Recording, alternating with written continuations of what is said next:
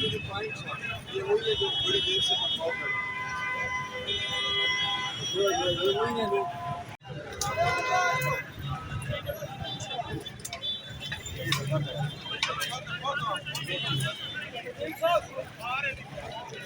अस्सलाम वालेकुम, this is Mehar Aamir Shahzad advocate, high court. आज इमरान खान की जो पेशी थी उसमें उनकी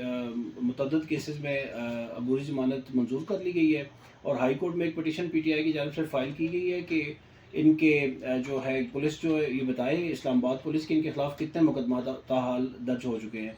जिस पर हाई कोर्ट ने पुलिस से तफसीलात तलब कर ली हैं और वक्ती तौर पे इमरान खान को गिरफ़्तार करने से भी मना कर दिया है। इस पे पीटीआई के वकला ने हाई कोर्ट को बताया कि हम जब भी पेशी के लिए भी इवन आते हैं तो इमरान खान को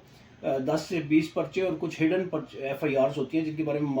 मालूम ही नहीं होता और बिल्कुल गवर्नमेंट लॉलेसनेस के ऊपर अमल कर रही है। और राना सनाउल्लाह का जो कल का इंटरव्यू है उसका भी हवाला दिया गया है कि उन्होंने डायरेक्ट थ्रेट किया है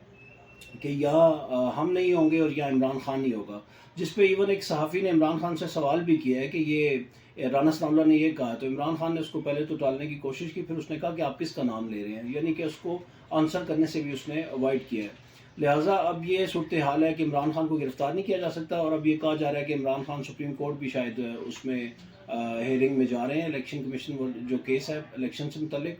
और अब ये सूरत हाल है कि अब इस्लामाबाद पुलिस उनको गिरफ़्तार नहीं कर सकती जब तक हाई कोर्ट में जवाब जमा ना हो जाए और जवाब जमा होने के बाद ये फ़ैसला किया जाएगा कि केसेस के मेरिट पे भी पीटीआई के वकला दलाइल देंगे।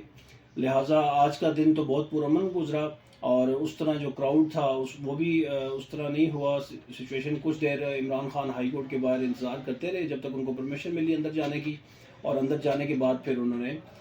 ये चीज़ की है। तो अब ये सूरत हाल है कि पहले जैसी अब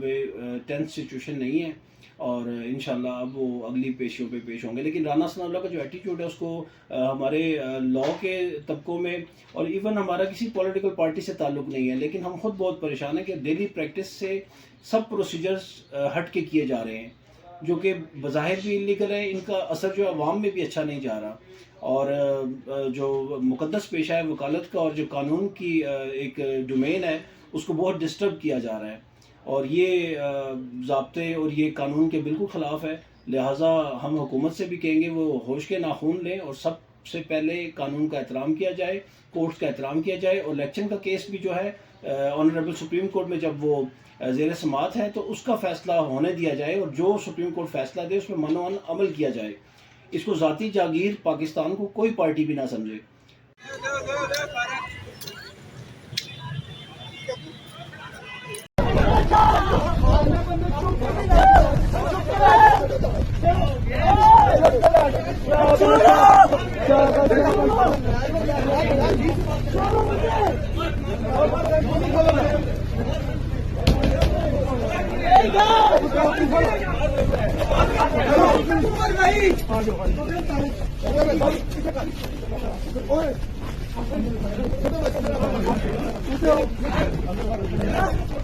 आप इस चीज को छोड़ें उनके साथ आपने बोला मेरी उनके पास आपकी